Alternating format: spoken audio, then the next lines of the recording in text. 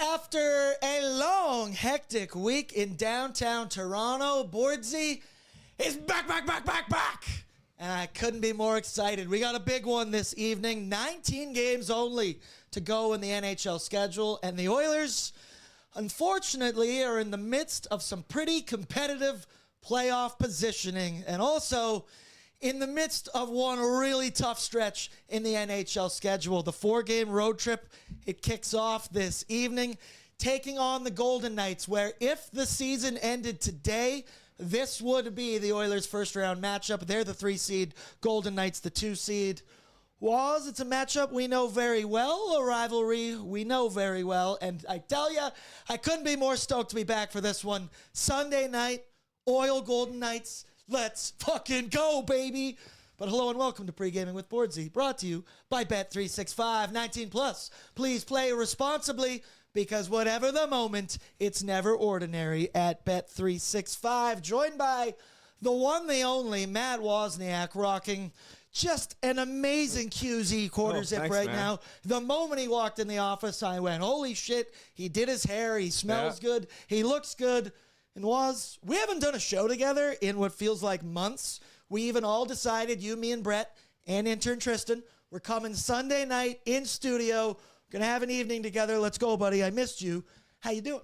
I'm feeling pretty good. I mean, that Oilers game on Friday night was kind of stinky, but we don't have to talk about that anymore. We're moving on. Okay, there's been a lot of pessimism around Oilers Nation. You know, we need some positive vibes. We're not done yet. There's still plenty of room, lots of games left. Come on, like I made a video yesterday saying, the Pacific Division, we could still win it. It's still there. We just got to focus on what's ahead of us, and the Vegas Golden Knights is going to be a tough opposition. They haven't been the best either.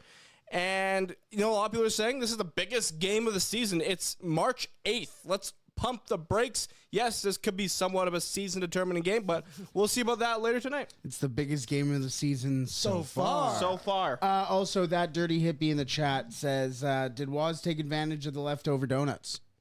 No, I did not. Oh, did you not hear about this? Donut Gate. Woz was the donut. Oh, I saw something about that. It was a load of BS, in my opinion. No, remember when I got thrown under the Sandwich Gate when I was in Dominican Republic? Yeah. I got thrown into Sandwich Gate. Yeah, that's right.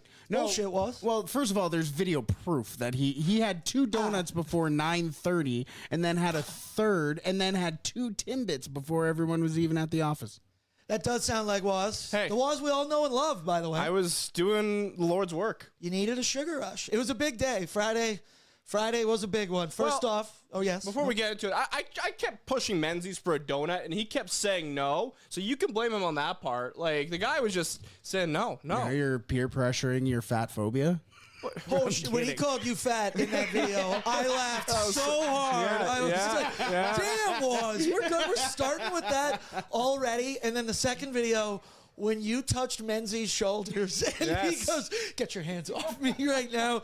I was in tears. I watched just up to that point in the video over and over and over on Friday. There's a lot of good content. Shout out to Menzies. Shout out to the boys. Shout out to the chat. First things first. Seeing a lot of familiar names in here. I see Austin's in, Samantha, Josh.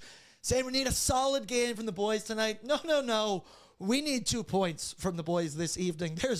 There's no other way to break this one down. This is a massive 4-point swing in the Pacific Division standings.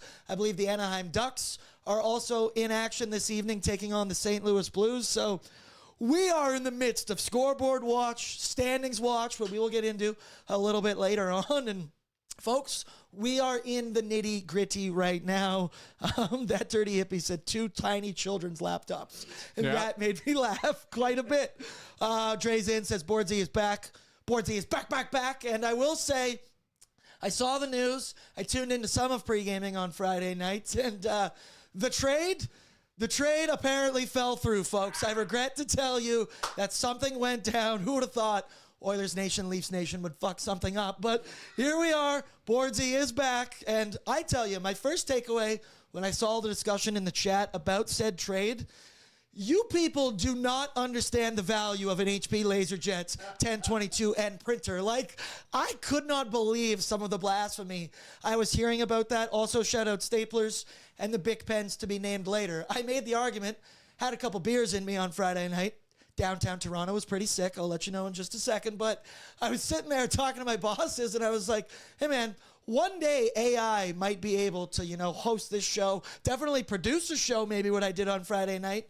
But AI will always need printers and they will always need ink. Yeah, and there's simply nothing you can do about that.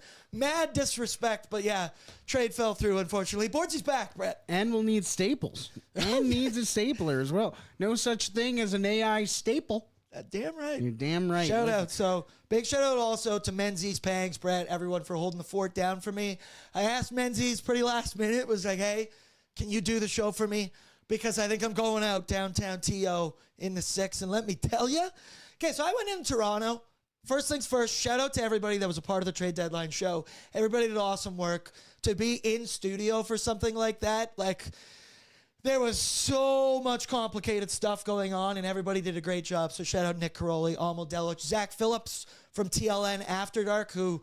that kid's an absolute fucking beautician. He was my right-hand man the entire time. We had a great time. Carter Hutton, Wojtek Wolski, who I'll tell you was your Polish brethren. Yeah. Your Polish brethren. Hell yeah. Did you text our boss, Almo, that when he was on the show? Yeah, like Polish King. Let's he go. comes up to me and he shows me, he's like, Waz, look at the message. I'm like, what the hell could Waz possibly have for input right now that I need to see? And you know what? I did need to see that. I told Wojtek a little bit later on. My boy Waz, he loves the shit out of you. But great stuff from the entire team. And then Friday night, going out downtown Toronto on the company dime, company bill. It was awesome. I don't know what else to tell you. I ate like a king. I drank like a king. So shout out to these boys. And then, I didn't even tell you this yet, Brett, but so we had the team dinner, little Almo, Nick, our whole bosses were there.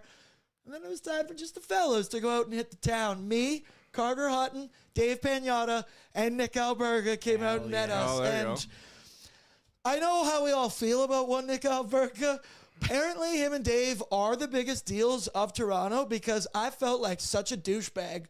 We cut lines around the corner, like block-long lines, to like 5 or 6 different bars. Dave is something around the city of Toronto. Everywhere he was going, they're like, oh, he's breaking. It was wild. He was a very big deal. So Did you meet Drake? no, I did not. I stayed out all night. My flight was supposed to be bright and early Saturday morning. I made it to the airport in time, in which my flight got delayed 6 times, I do believe, in that time frame. Spent way more time in the airport than I did on the actual plane. I was super hungover as well. Bordzy was down bad yesterday at the airport, and I'll say this, fuck Pearson. Fuck Pearson. I hate that place. A hot take. That's a Yeah, hot exactly, take. right, yeah. Where'd you go for dinner?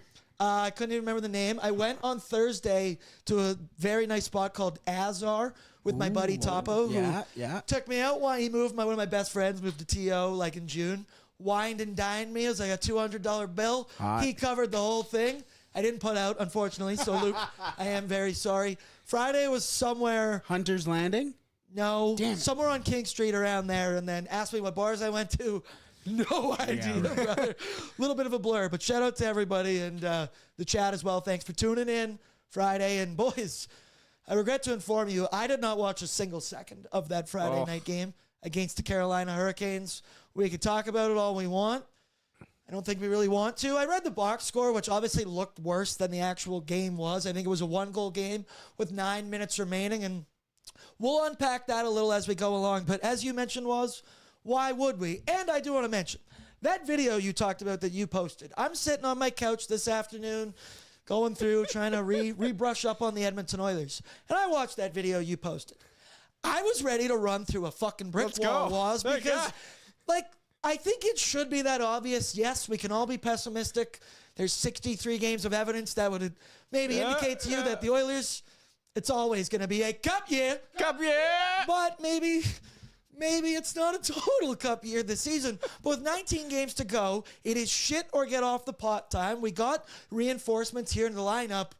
We've got no other choice but to believe. Hope will never die. And I know Lance is always in. He's the most optimistic Oilers fan in the world.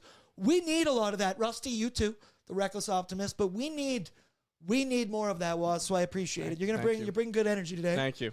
And I need that. The chat needs that also. Throw it on your courtesy while you're here. And make sure you are subscribed to the ON YouTube channel. Now, as for the Edmonton Oilers, I do want to talk some trades. I haven't been able to give my 2 cents about really anything the Oilers did on, what was that, Wednesday night would have been the Jason Dickinson trade.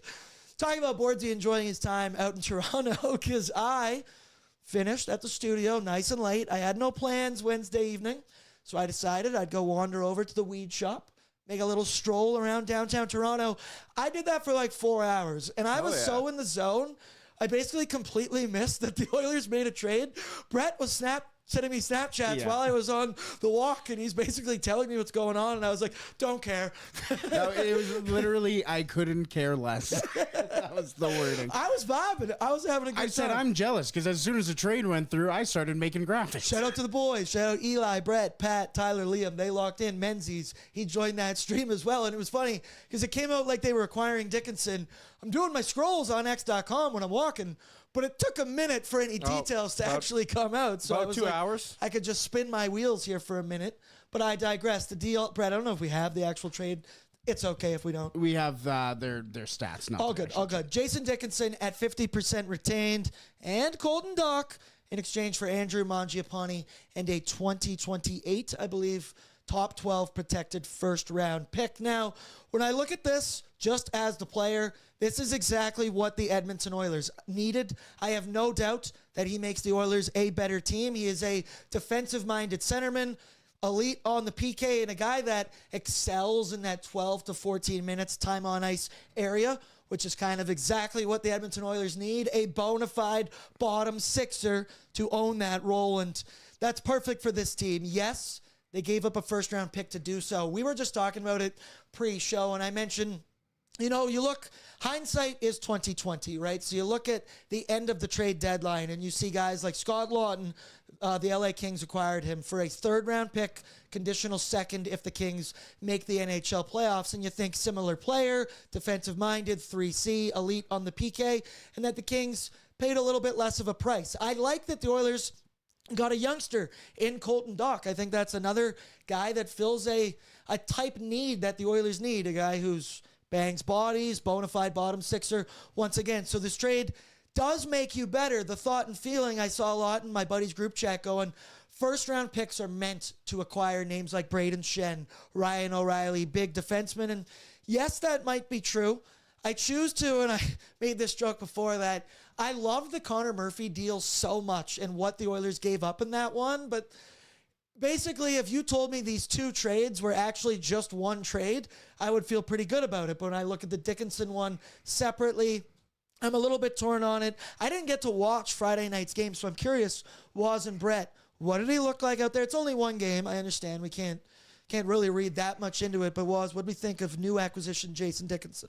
There wasn't much to see considering the Edmonton Oilers and the situation they were put in by the Carolina Hurricanes. I thought he was fine. He played his role. They tried to limit his minutes. I know there was some people not happy that he didn't play more, or the Edmonton Oilers were riding McDavid and Draisaitl a little bit more, but they were trailing a lot in that hockey game, so there wasn't much for Dickinson to do, I would say.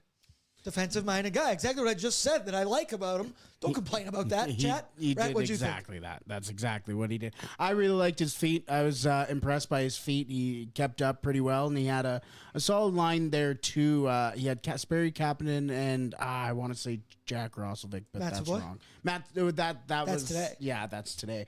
I can't remember who else was on his line that night, but he kept up very well. I liked him. He did exactly what you expected him to do. I was very impressed by Connor Murphy, and I know we talk about his -2 in that game, but I already said on After Dark, stable to Wallman, kind of those -2s were kind of I'm on the ice with them, so that's tough. But he moved the puck very well. Like there was a early PK for the Edmonton Oilers, and it was Connor Murphy up to Jason Dickinson, and Dickinson gets it. Connor Murphy! Connor Murphy! Thank you very much. He got it up to Murphy, got the Dickinson, created a chance for the Oilers shorthanded.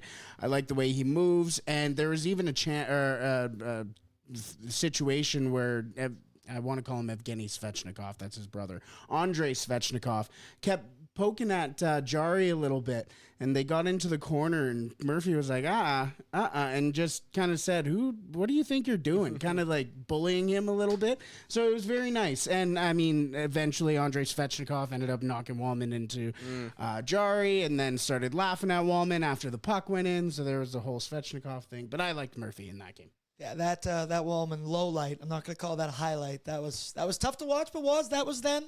This is now. Overall, I'm curious your thoughts. The Oilers in the trade deadline. For me, if you told me, and once again, I'm gonna apply the Tristan Jarry acquisition into this a bit, but we all mention it beginning. I'll say back in 2025, the Oilers, they needed a new goaltender. Most people complained about, not me. They needed a defensive-minded defenseman on the second pair, right shot ideally, and a defensive-minded 3C that can kill penalties. They did acquire all three of those things. So Stan Bowman, I sit here and go, you did a pretty good job overall. Now the goaltending one, which is arguably the biggest need of them all, don't know if they have officially solved that problem right now, but that's a whole different conversation. We'll get into Jarry in a minute. It will be Connor Ingram.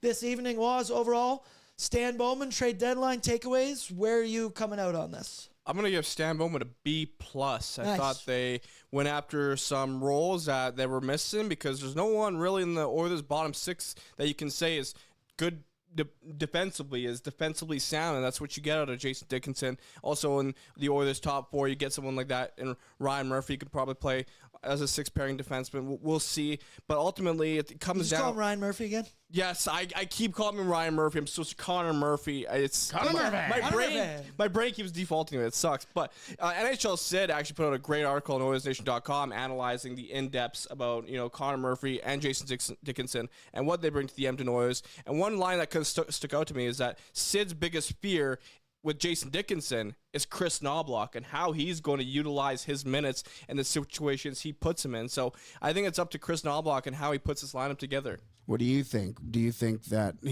Chris Knobloch will utilize him correctly? I would hope so. What do you think, though? I don't think so because this coach, yeah, that's the thing. He has a habit of kind of going to the blender when things aren't working.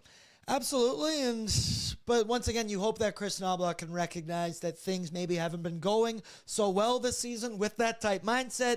Yeah. Definition of insanity, trying the same thing. And if you are going to pay that price to acquire this player for what could only be 19 games from now on, sweet mother of God, knock on wood as I say that, it's pedal to the metal time to go. As for other trades around the NHL, Brett, do you have that graphic I threw in at the back of the other Western Conference teams and the deals that they made? Because I tell you, this is why you do not turn off the trade deadline show when the window actually closes, and I play that incredibly annoying pencils down video that I smashed to cut off Jeff Merrick mid-sentence. My bad, Jeff, but I had to do it. You look here, some major trade acquisitions by Western Conference teams now at the deadline a little bit before basically just all their moves. And boy, oh boy, the West did a lot at the deadline, man. And as I was saying, the reason you stay tuned into the show after the window closes, the biggest deal of the day came in after the window. And Nazem Kadri was traded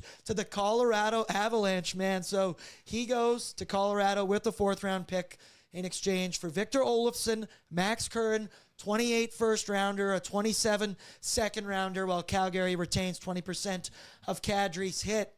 That is quite the deal. They also acquired Nick Waugh, Brett Kulak, Nick Blankenberg. The Avs were already the darling of the Western Conference, and they go out and make those kind of moves. I'll be real with you, that scares the ever-loving shit out of me in every way, shape, and form. You look at Vegas, they brought in Anderson, Nick Dowd, Cole Smith, and Nick Dowd again, I guess, according to this one. The Anaheim Ducks, holy shit, what a deal to wake up to that early in the morning and go John Carlson traded from the Capitals to the Ducks, the number 1 seed in the Pacific Division at this very moment, Anaheim Ducks. So they get better, and I mean everybody in the Central, they were making moves. This is tough to look at. I thoroughly think that Kadri deal, the Colorado Avalanche, were already the elite of the elite, and that one is scary. Which team in the West here do you think did the most, or do you think, I'll say, their deadline puts the most fear in you because of these additions? Which team? It's the Colorado Yeah, Avalanche. it is, It's hard man. It not feels to- like everybody's He's already playing having for- an impact. They're going to assist on Nathan McKinnon's goal today. Like, it's... We're playing for second place. it feels Standing like. ovation too. Yes, in Colorado. yes. As soon as they showed him on the jumbo, they standing up. They love him. You win in a city like that, you will always be beloved.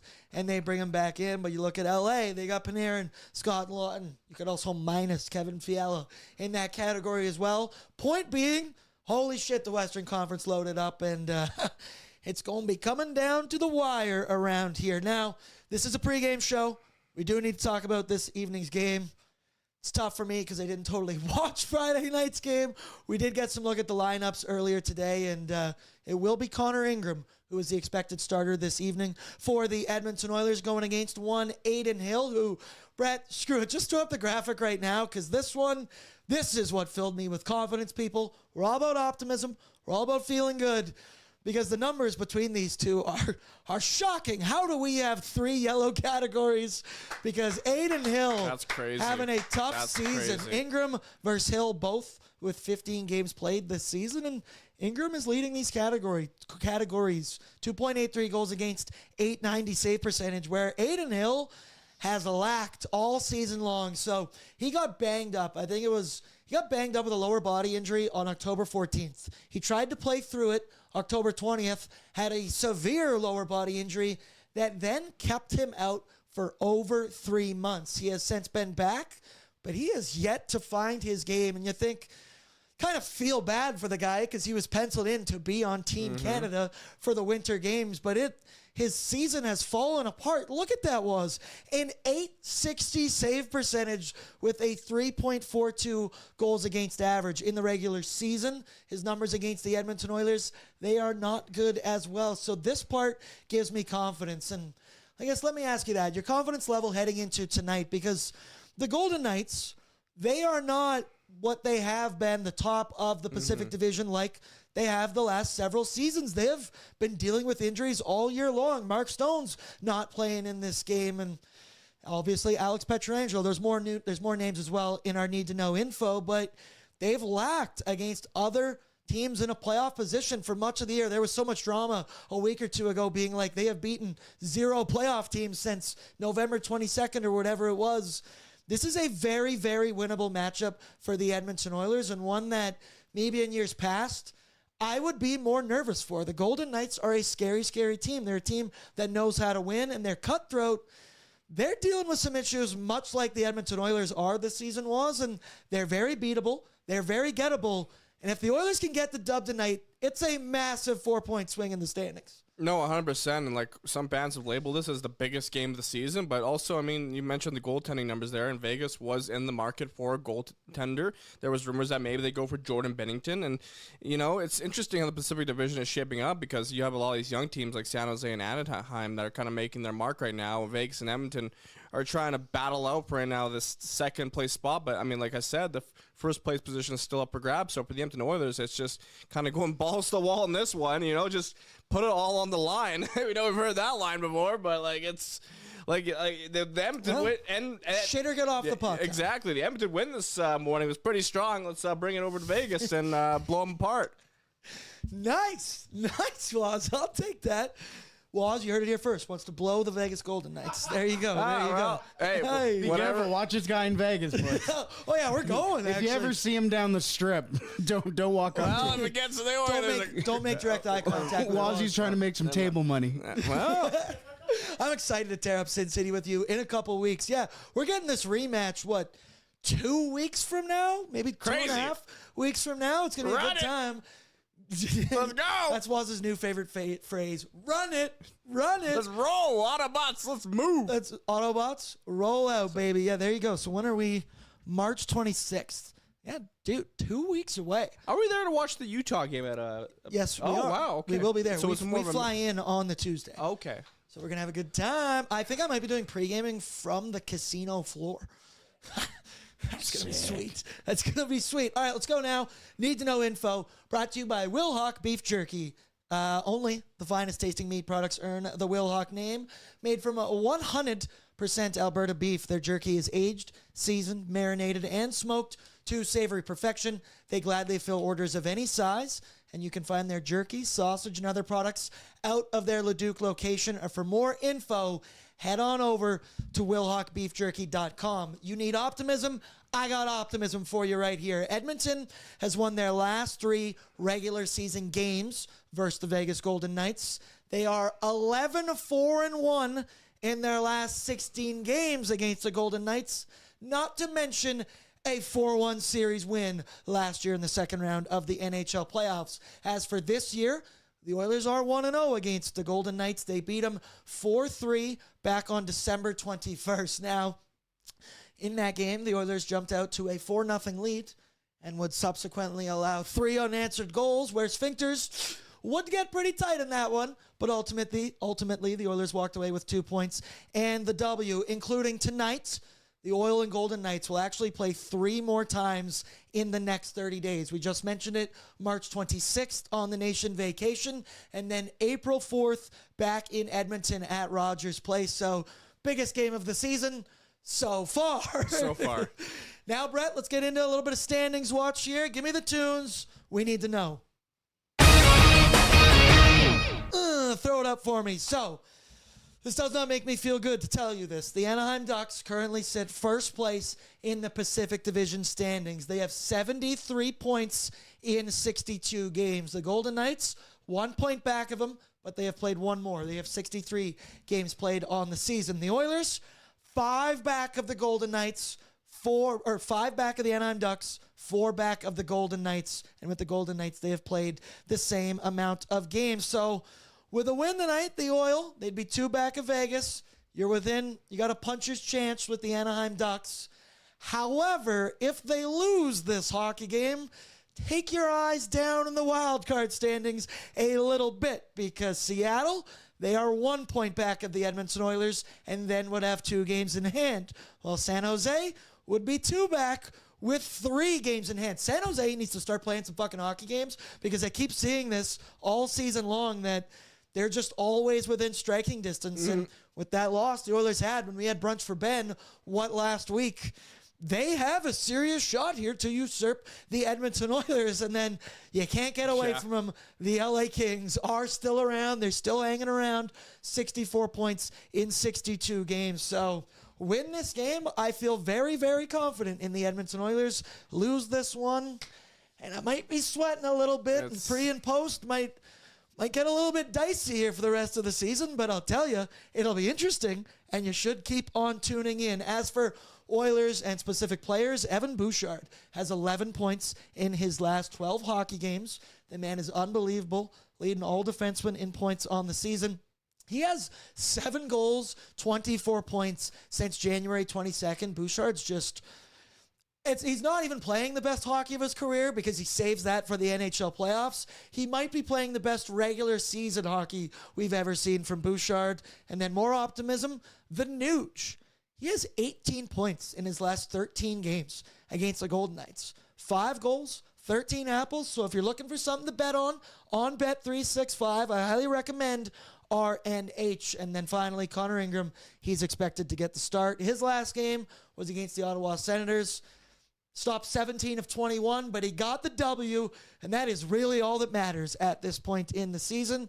As for the Golden Knights, they own a 29, 20, and 14 record. They have 14 shootout or overtime losses on the season. There you get a look at their 4 major statistics: 13th in goals for, 18th in goals against. Mid is the word that comes to mind when I look at that. But they are top 10 in special teams, 3rd on the power play, 9th on the PK, and we know this Golden Knights team, they can make you pay if you make some mistakes. Now, the Oilers have lost 6 of their last 8 games, right?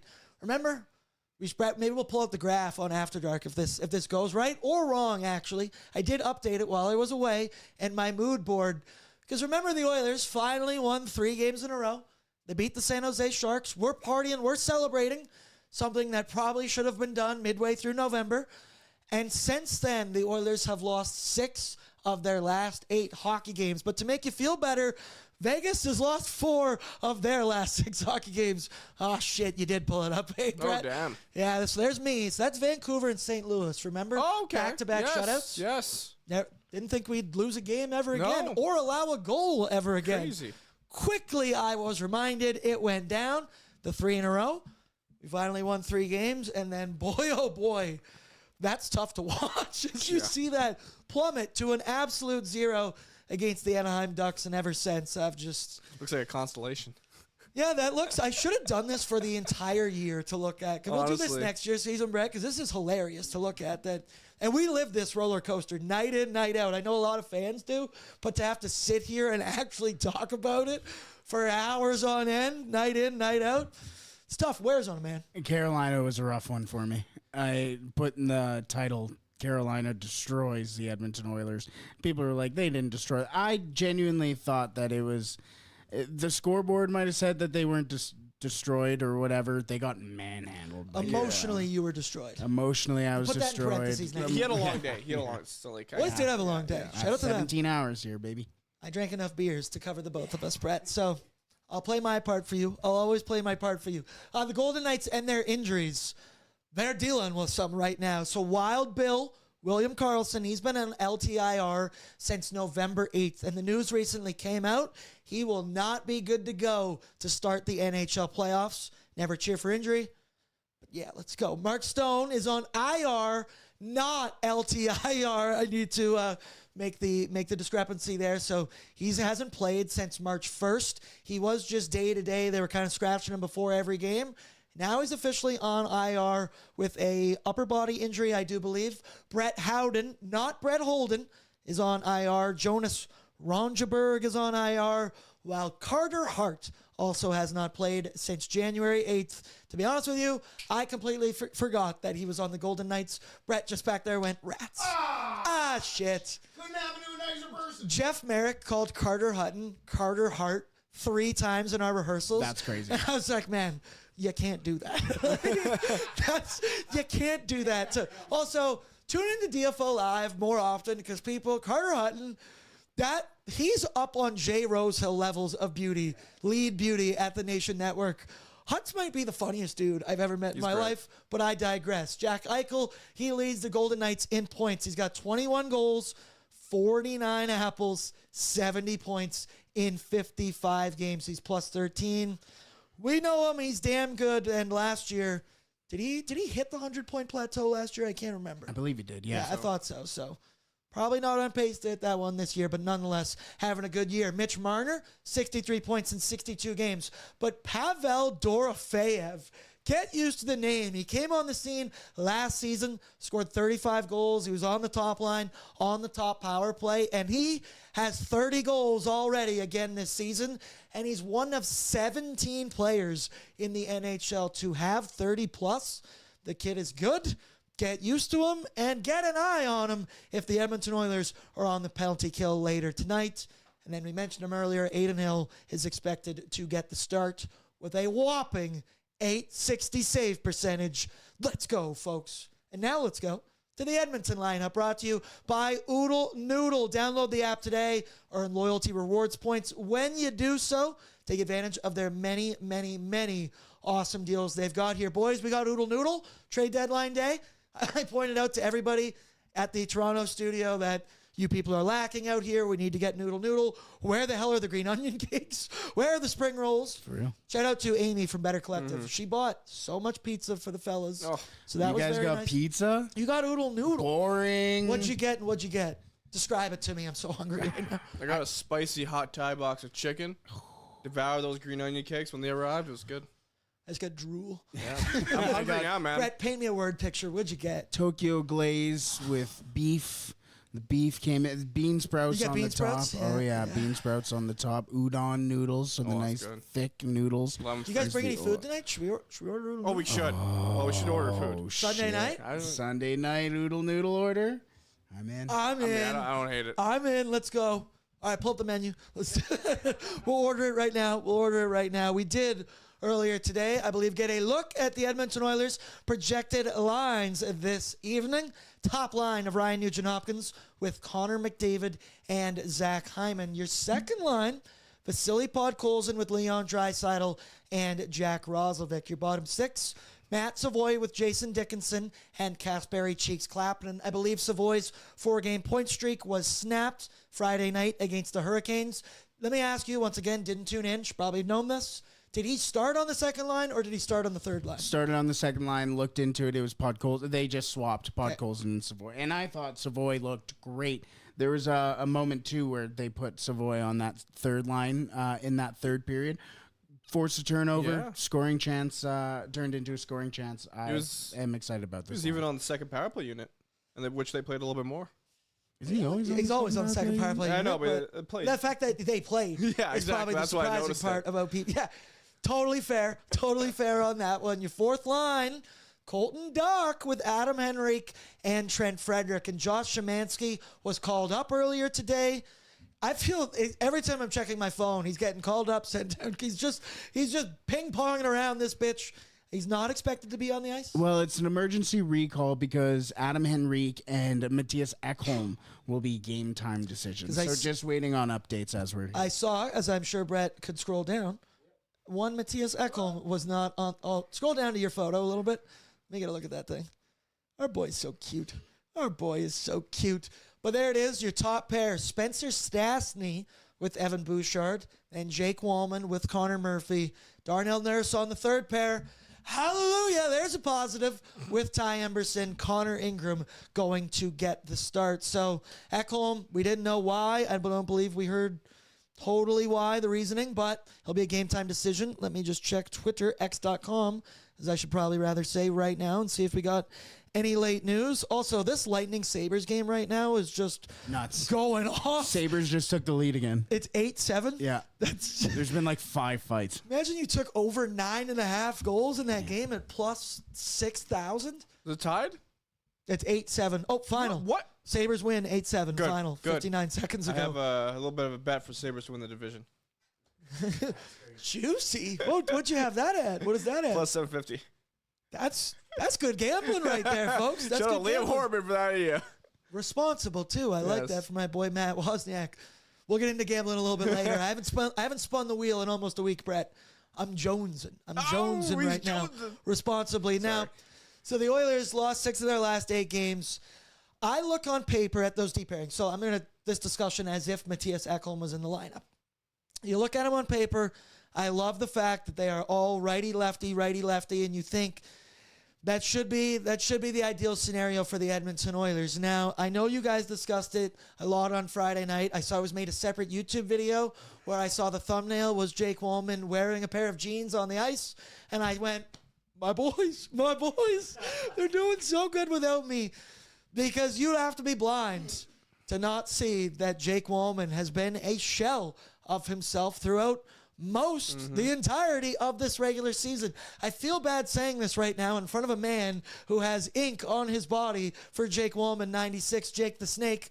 Sorry, Brett Holden. Maybe you should have won that bet. I was born 96. But it's been tough, and I looked at some of the lowlights throughout that game on Friday night, and Jake Wallman was fighting it, actively tripping his goaltender in his own crease, getting in the way. And Tristan Jarry, he's fighting it in his own right, as we're all aware of it. But you can't be doing stuff like that. We have seen Jake Wallman forget how to make line changes at points this season, and you really hope, wrong goal there. It's tough. They allowed a couple of them on Friday night, but you hope pairing him with a responsible shutdown guy like Connor Murphy, not Ryan Murphy. Yep. Connor Murphy is exactly what the doctor ordered for a guy like Jake Wallman. I still believe in him. We know what is in there. We saw it during the NHL playoffs, his ability to move the puck, his big booming shot, but it's just some brain fart mistakes this year from Wallman that are very alarming. That's just tough. Especially that one. You sound like Tristan Jarry. That's tough. That's tough. I believe he's going to pull his way out of it, That's also partially because I have no other option than to believe he's going to find his way out of it. You talk about, can you insulate some minutes for him? No, probably not, because Darnell Nurse is the other left pair defenseman. Mattias Ekholm this evening. Who knows if he's going to be on the ice? Still trying to see if we're getting any news about that right now. It's tough out there for Jake Wallman, I will say nicely, and it's discouraging. The man signed a contract extension earlier this season. We all know it's in there, but much like pretty much every Oiler this year, they need to pull it out right now. This is the time to figure it out.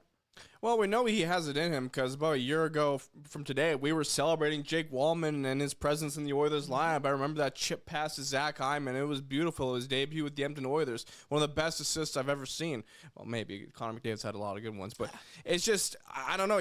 Is it limiting his minutes? Is it just trying to get him to fight through the issues?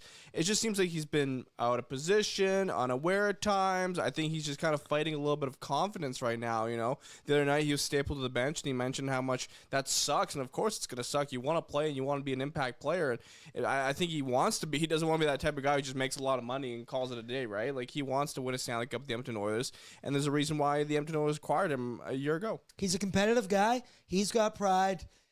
It's in there. It's in there. I keep saying game after game, all right, no, that's rock bottom for Jake Wallman. It can only go up from here. It's time to believe. It's time to believe. And we mentioned, Brett, can you pull up the schedule just for a quick second? Because this is game 1 of a 4-game road trip. You could also say it's game 2 of an incredibly tough 4-game stretch. So they obviously played Carolina on Friday. They got the Golden Knights tonight.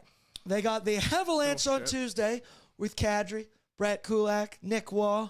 Then they've got the Dallas Stars on Thursday, and you could argue, yes, the easiest matchup of them all, the St. Louis Blues, but it happens to come on the second half of a back-to-back, 4th game of travel.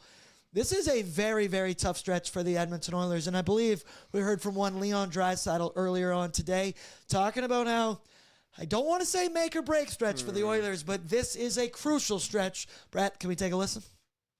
Yeah, I mean, what are the top 5, top 8 teams in the league, and obviously going to be, you know, some tough challenges.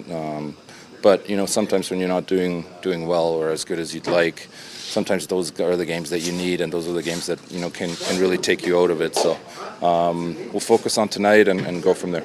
Well, first of all, every year is different. Every year kind of writes its own story and pans out in different ways. So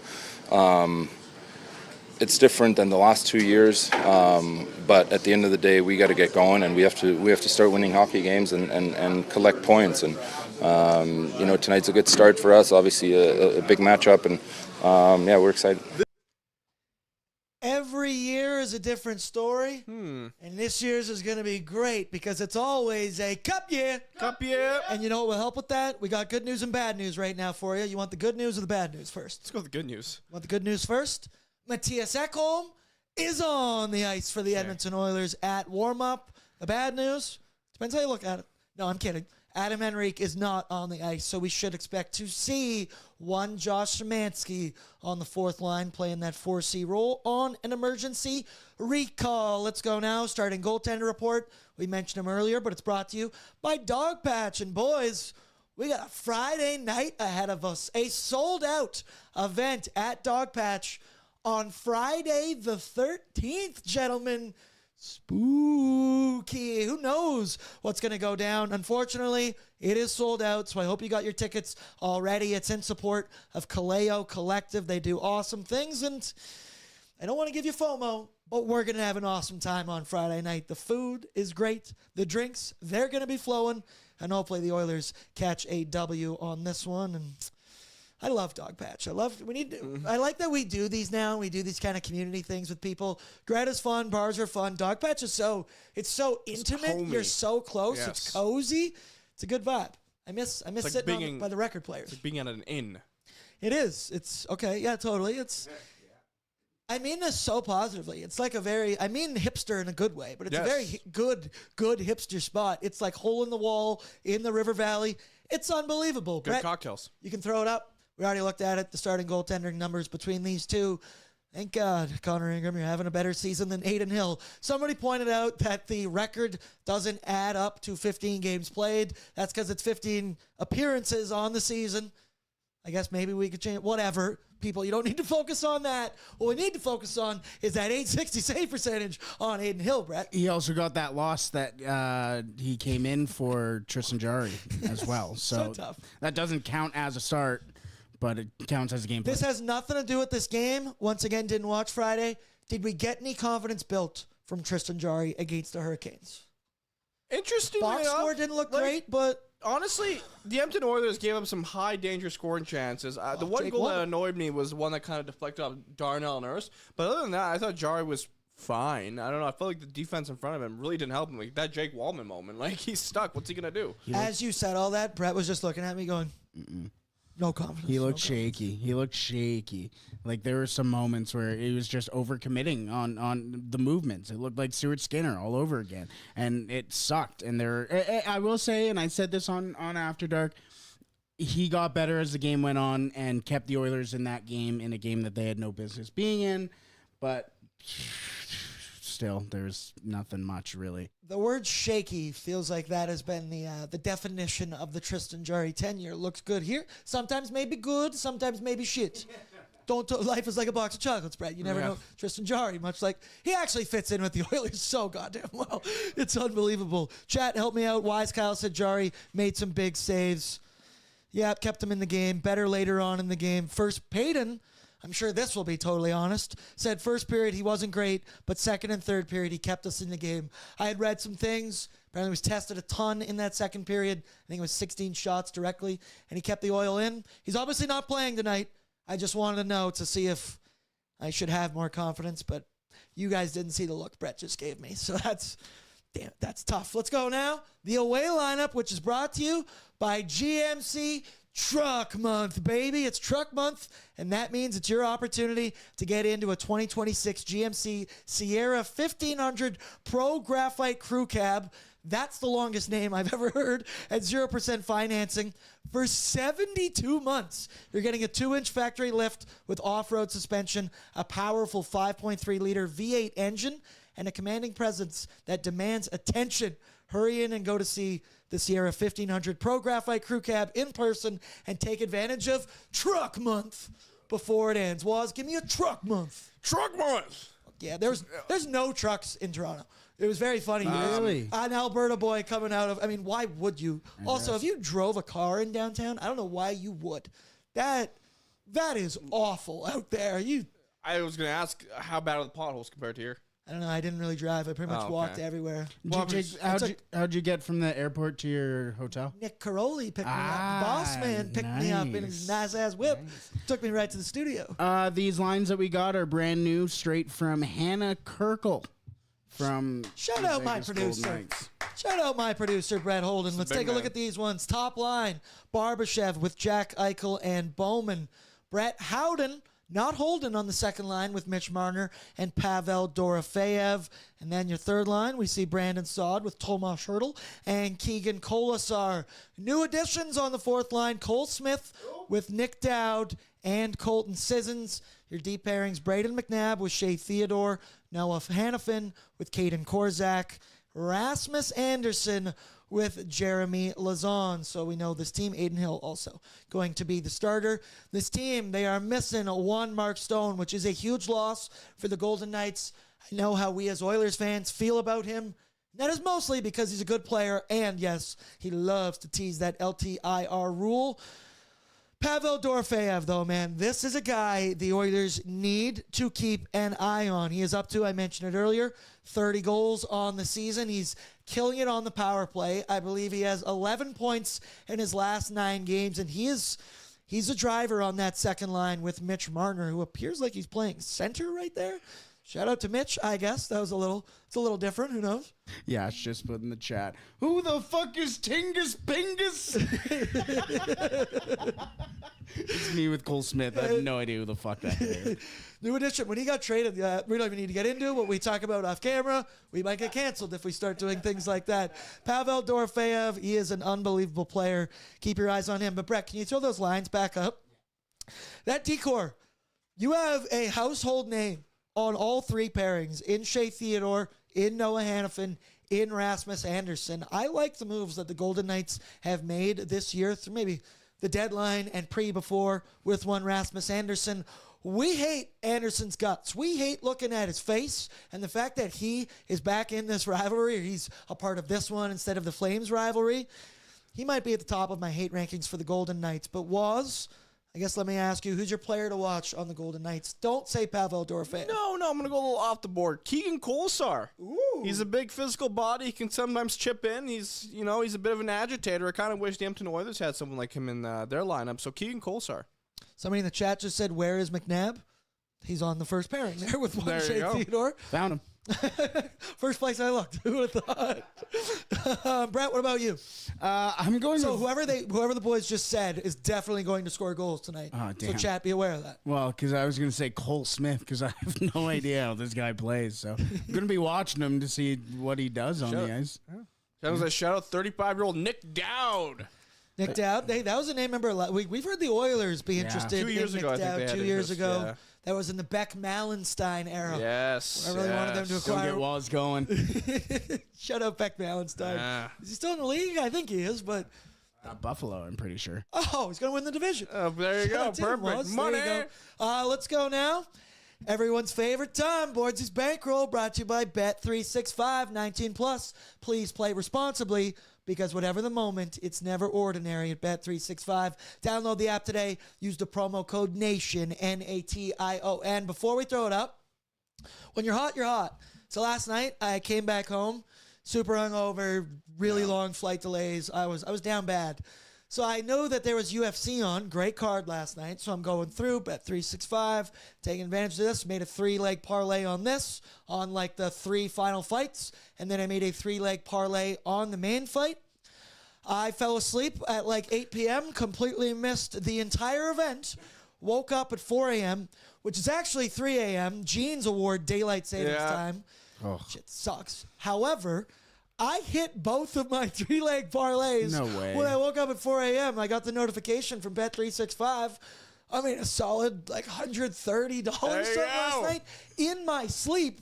So shout out Bet365 for that. Money. Want to know the mistake I made last night for the UFC? I made the mistake of assuming that since it was a BMF fight, that both of the competitors were going to act like a BMF.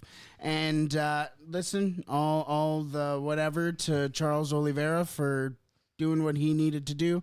That was not a BMF title fight. Take that off of him, give it back to Max, and give me my parlay Brett, back. what were you watching last night? Something about Australia? Did I mishear you? Oh, WBC. Oh, Yeah. What is that? Yeah, World Baseball Classic. Oh, never mind. You the know what? biggest thing that's been I haven't going watched on that right all now. day. I was up till 1 a.m. playing World of Acronyms, Warcraft. they'll get you. What was I going to say something about? Oh, UFC. I bet on Charles Oliveira because I know he's not that type guy. And in my parlay, I had Max Holloway to outpunch him and all these things because I know he is a BMF. So the boardsman's hot. Hopefully it carries over to the ice. Brett, throw it up for everybody. Let's get a look at what we're betting this evening. The Oilers need a win, and they need it bad. So I'm going Edmonton money line minus 110. This is a straight-up pick'em tonight down at T-Mobile Arena. Both teams, the Oilers and the Golden Knights, at minus 110. If they're going to win, it's going to need to come on the back of 97. Pause. 2+ points, minus 110. I believe he had 1 point in their last game against the Hurricanes. He has been on a tear ever since the Oilers have come back from the winter games, so expect him to keep that rolling. And then it's Bouchard, 3+ shots on goal. Actually, that's for 1+ points. I messed that up. That's 1+ points. That's on me. That's not on Brett. I got confused because I was looking at both. 1+ points is minus 235. Parlayed together, it's not that juicy. It's only plus 225. But this one is about getting a win, getting 2 points in the standings for the Edmonton Oilers. Everything else is just gravy, as they say was. Which of these 3 bets do you like the most? And I saw you cook something up a little bit earlier on, and it looks long, Was. Oh, it's not too long, but it's fun. Yeah, responsibly. Yeah, exactly. I got Leon Draisaitl 2+ points, parlayed with Evan Bouchard 3+ shots on goal, with a Dorofeyev 2+ shots on goal. I like to give a little bit of favor to the opponent, and Dorofeyev plus 1 point because he's a solid player. I don't hate that. If I was a Golden Knight, I was going to throw Yes. on anything. It would have been Pavel. Brett, what about you? Anything? No, UFC. No spider? No spider. UFC took it out of me.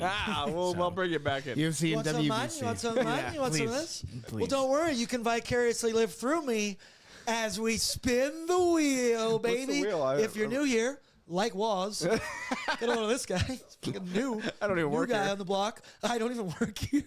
Yeah, these are well past your hours, especially your my work from home 11 to hours. 2. It's past 2 o'clock. Yeah, it's past 2 o'clock. Shout out Waz. He wanted to come in studio with the fellas. And once again, War's finest QZ quarter zip. So what we do here, I get Brett to put all 18 Edmonton Oilers skaters in the wheel. Brett, you can throw it out for everybody as they can get a visual here. Waz, we've got all 18 for the Oil. We're going to spin the wheel responsibly. The first person it lands on is our first goal scorer bet. So this wheel determines who I responsibly throw a couple shillings on, nothing crazy, for the first goal. We will then spin it again the second time, and that is an anytime goal scorer for the Edmonton Oilers. Something for the chat to play along with. I've made it very clear. I love the wheel. I am obsessed with the wheel. In fact, I'm going to customize this wheel for the next one because I can change the colors and stuff. Oh, my And I can put God. logos on it. Man, if I could subscribe to wheelofnames.com for money, I would. Okay? I love this thing. And without further ado, What? Brett. I got a shuffle. Oh, yeah, you do. Yeah, Customary you're right. shuffle. Yeah, fair enough. Thank you. Okay, now I'm. Okay. 3 words everybody loves to hear. Spin that wheel. Give me Jason Dickinson. Connor Anybody Murphy. for turn owners? Oh, L. give it. Push. Boring. I love that for first goal scorer. That's actually juicy. Leon Draisaitl plus 900. Currently on bet Well, he got a hat 365. trick against Vegas when we were there. Man, imagine an early Oilers power play. Ooh, I'd get feel so real hot. good about that We one. got See, this. The beauty of the wheel is that it can land on someone that I would otherwise never bet on. But when it lands on Leon, you actually feel real good about yeah. it. And you got some good chances. You know- Okay, plus 900. Already threw that one down. I'm gonna remove Leon, Yep. and I'm gonna shuffle again. Shuffle. Give it to me, baby. This is the anytime goal scorer bet. Spin that wheel. Give me TF10. Oh, that would be unbelievable. oh no. Darnell. Well, the wheel is just. The wheel is right. I will never say anything bad about like the the wheel. conch. So this one, Oh, okay. this one is an anytime goal scorer. Leon was plus 900 for first. Darnell was plus 850 for an anytime. That's good value. That's good value. Rivalry game. good. Darnell, see, once again, that's a guy that I would never bet on for an anytime goal. But it might happen. Hey. It could happen, and I hope you in the chat, even if you don't financially ride, I want you to emotionally ride throughout this game, and we can talk on After Dark. This is the best time to take advantage of the Golden Knights because vibes in Vegas are low after Max Crosby got traded. Pause. We're gonna power through that one. Brett, score predictions, anytime goal scores. Curveball, Brett goes first. Tristan, I want yours as well, and then was. I'm going 6-5 Oil. It's going to be a high scoring event. Give me Cole Smith. I want to know what this Jesus. guy's up to. Tractor beam pointed earth. I want Cole Smith. Battle, what do you think? 4-3 with a who? Dickinson, anytime goal scorer. LD. Yeah, do we have a nickname for him yet? Dicky. That's what he Okay. said. I like that. Oh, yeah, I saw that in the video. I say Lil Dicky. Fun fact, he's a girl dad. Oh, cute. There you have there. Lil Dicky. We are both Lil Dicky guys. LD. So, The wait, independent variable. no, take that whatever way you want to take that. Was score prediction, anytime goal scorer. Yeah, let's flip it around. 6-3 Oilers. Anytime goal. Let's go the doctor. Colton Dach. Doctor. Give me the Dr. news. Payne. If I say any more words than that, we will get copyright strikes, so I can't do that. I think the Oilers and the over is just, it's going to happen pretty much every game. It's just how I feel. They love to score goals. They love to give them up. Let's go 5-3 for the Edmonton Oilers, so bet over 7.5 with a Leon Draisaitl anytime goal scorer. That actually probably would have been my pick, so I like that bet. The wheel wanted me that for first goal scorer was. It was great to be back in studio with you. Feels good. Feels good to be back in Edmonton. Big shout out to Brett Holden, producer Tristan Battle, behind the scenes, our awesome intern, and all you in the chat. Throw down your courtesy like. It really helps the algorithm. Help your boy out. And then make sure you subscribe to the ON YouTube channel. We will be live to break down the biggest game of the season so far. after this one on Oilers Nation After Dark on the ON YouTube channel. So get in there. The voicemail line will be active. I'd like to hear from you on this one. Can't lie to you, I'm a little bit nervous heading into this hockey game, but either way, I will see you on the other side. Good luck on the Bet365 Battlegrounds, and we will talk in a bit. Over and out. Today's episode of Oilers Nation every day. Make sure you hit the subscribe button here on our YouTube to not miss any of our content. We got you covered from interviews, insight, analysis, everything you need to stay up to date on everything around the team. Hit that subscribe button so you don't miss a video.